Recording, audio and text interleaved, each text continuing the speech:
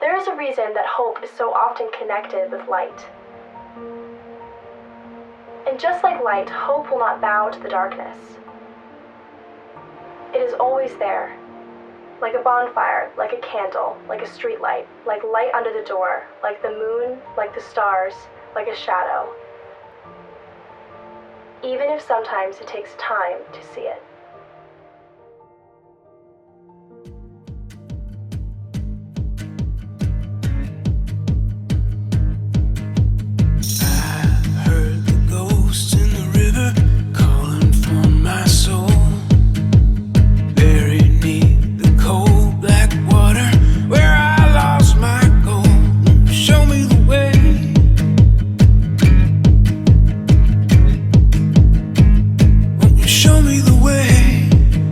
Sometimes all we need is one match to strike a light in the dark. Show me the way, the way. Show me the way. Show me the way.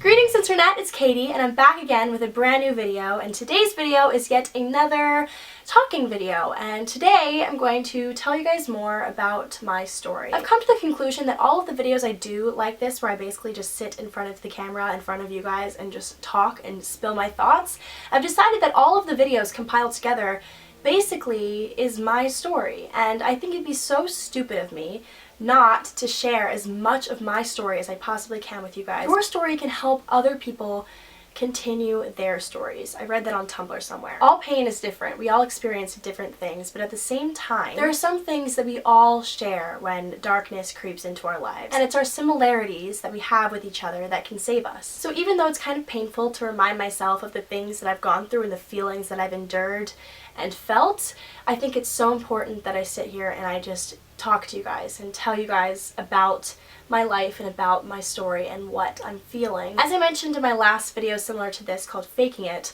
I'm in the I don't know period of my life, and a lot of you guys, an astounding number of you guys, commented on that video saying you are in the exact same place. So I figured, why not continue the conversation? So there's the I don't know phase, and then there's this other phase that trickles off from the I don't know phase, which is called the I can't do this anymore phase. You know, I've kind of accepted my fate as being just unhappy with what I'm doing, and I have lost sight of why I'm even on this planet. Why am I even here? You know, I've come to recognize my strengths. Making videos for you guys, making creative content, being creative, working on a magazine, just like being myself, and I feel like I've lost that. I've lost that recently because I've come to think that I don't deserve to feel happy, and I feel like that's a very common thing here in America, in the world, at our age, is we have lost the will to be happy. Something that I think can heal us the most from these feelings is realizing that other people feel this way too. It's so much easier to feel the way that you feel and to get over it knowing that other people feel the same way. In my life recently, I hate confessing this because I feel like it's so superficial and so just something that I shouldn't be feeling almost, because I feel like you guys look at me and you think that I have my life together, and we've established that I don't. I think we've been over that hump, but other than that, I feel like you guys think that I can take on anything still. Like, I think you guys look at my inspirational videos from the past and think, oh my gosh, this girl can take on anything. She does not struggle, she does not stumble, etc. And that's so false. But recently in my life, I've had a lot of issues with boys, because at my school and in my friend group, it's really hard for me because I feel like I am the one girl that can never land a guy. I often feel like the ugly duckling from that childhood story, and all of you guys are probably sitting there thinking, oh Katie, cry me a river, whatever. It's a real feeling that I feel every single day. I cannot tell you how many times I look in the mirror and wonder, like, what is wrong with me? And I think I can't do this anymore. What is wrong with me? Why can I not get a boyfriend? Why can I not, you know, just be better, look better, do better?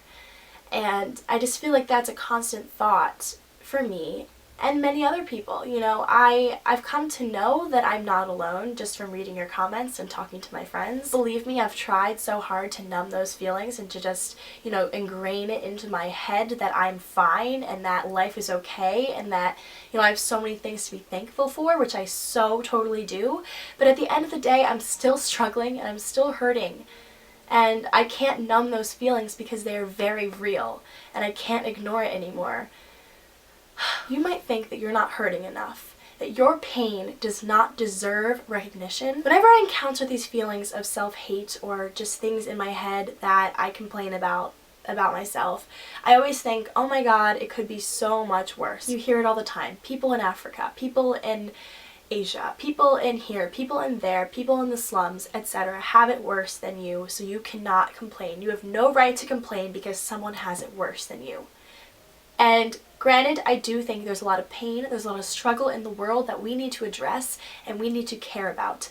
That's not the issue. The issue is a lot of people are told that their pain does not mean anything because it is not as substantial as someone else's, and that is bullshit. Sometimes you feel trapped in this darkness that you cannot escape, and your brain shouts back at you, it could be worse.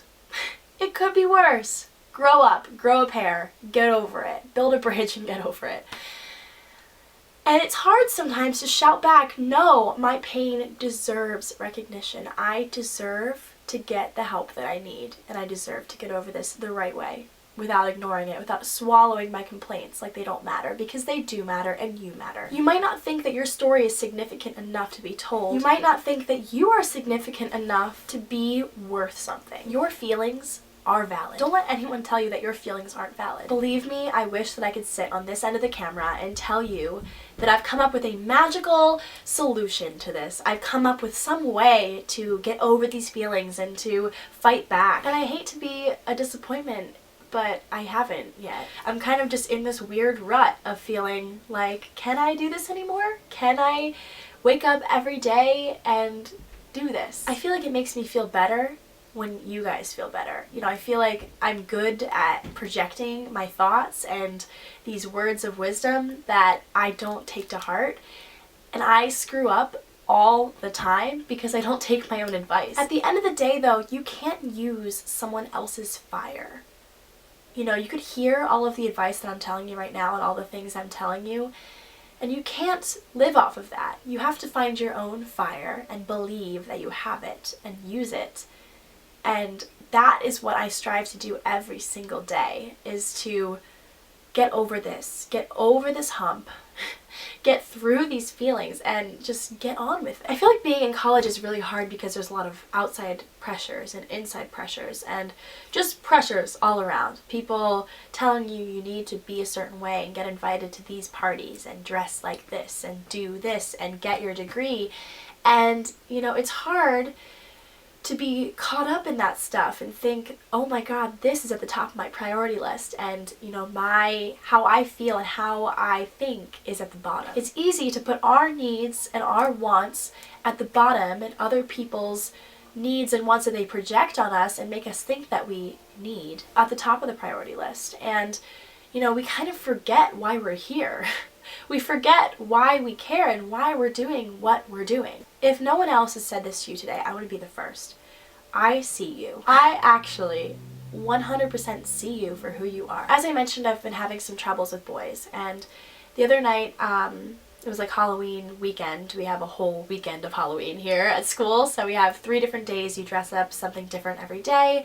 And the first night I went out as a mermaid, and I was like, you know, feeling myself. I was like, okay, this looks good. You know, sometimes I have those days where I'm like, okay, I look decent. I look okay. I went out with my friends, and everyone was having a really good time, and I'm just in the middle of this party, and I'm standing there looking around at, like, you know, typical college party. There's people just like up against the wall making out, and like my friends like talking, and younger kids and older kids, and just people everywhere. People with all of these different paths, and people with all of these different ambitions and thoughts and emotions. All of these people. And then there was me, and yeah, I was surrounded by people. I was talking in a group, but I have never felt more alone in my entire life. And I can't put my finger on why exactly. All of these thoughts just came rushing into my head at once, and I realized I'm 20 years old and I have never loved. I've never loved a person. You know, I've loved many things. I love videography. I love YouTube. I love the internet. I love philanthropy. I love helping people. I love my friends.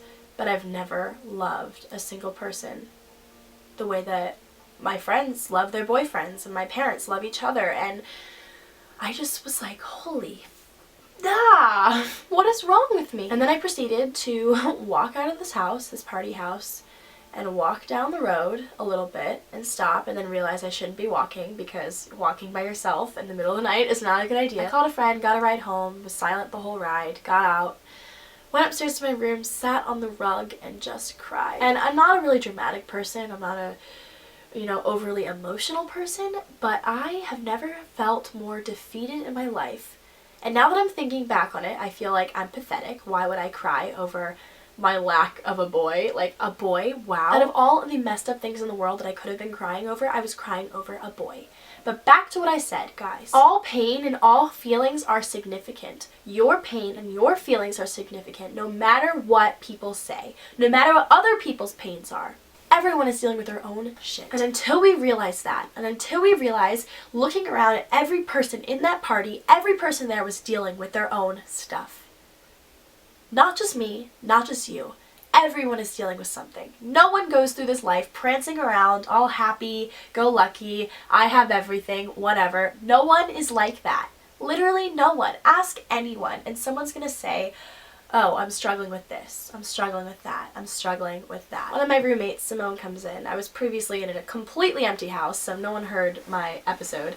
But my roommate comes in about probably like maybe an hour later, I don't know how long I was there, and comforts me. And I will never forget what she said. She like looks me straight in the eye and she says, Katie, you're ridiculous if you don't see how freaking amazing you are. Sometimes it only takes one person to show you the light in the darkness. Not saying you need to rely or wait around for this one person to come, but they're gonna come when you least expect it. Yeah, you do really only need yourself. When you die with yourself. No one else is going to die with you. Unless you're in one of those creepy horror films when, yeah. Sometimes you need someone to show you the astonishing light in your being. Because you have it. You have it. And you might just not see it all the time. There are so many people that I will meet in this life that I don't know yet, that are waiting for me to come into their lives that I just don't know yet. And that's not my fault. And that's not their fault. It's just timing. And that's why when I'm feeling really strung out, hung up over boys, I realize that it's just not my time yet. And it's so freaking hard to be patient. My mom always complains about how impatient I am. It's just like a thing. I'm a very impatient human being. And it's especially the case with boys. Life is an endless journey and a collection of experiences. And, as I said, it's a timeline. There's things that are going to happen in the future that you have not even, stumbled across yet. And these things are going to be amazing. And why would you stop now when those things are on the brink? Sometimes all we need is one match to strike a light in the dark. Alright guys, that's it for this video. Hope you all enjoyed. And before I go, I do want to fill you guys in on my favorite singing duo of the moment. They were featured in the beginning of this video and in my last video. Corby, which is their stage name, is comprised of Jen and Tom Corby. They're a married couple, singing duo. Amazing, amazing, amazing. I'm obsessed with them. I cannot express how inspired I feel by their content, by their songs, and just by them as a couple. Their music is stunning, very inspiring. I totally recommend you guys listen to them, especially after hearing this video. I always feel very emotionally and inspirationally stimulated when I listen to their music, and it's amazing. I'm so thrilled to help launch their new single, Show Me the Way, and the acoustic cover that just launched today, so definitely check that out. I'll have the links in the description box below, and I'll be very offended if you guys do not click them and check them out. Their music is kind of like a song version of my videos, so definitely check that out. I'll have the links below and all the information about Corby because they are amazing. So I'll see you guys all next time. Bye!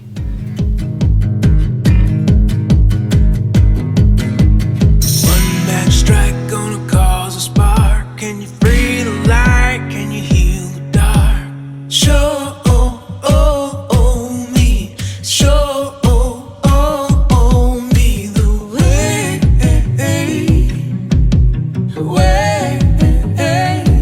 show me the way.